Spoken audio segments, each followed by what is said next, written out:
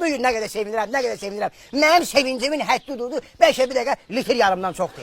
Sənin canın üçün ne kadar sevinmişəmsə, sevindiyimdən yolda 50-50 şirinlik verə-verə gəlmişəm. Ha, sana verdiğim pulları deməli muştuluk kimi paylamıza 100%. Ha elə yox, 50-50 belə yox, 50-50 belə-belə şirinlik verə-verə Bəs gəlmişəm. Hamlet, bəs siz bizi bir yabır elədin. Hani mən dedim maşın, ha? Hani?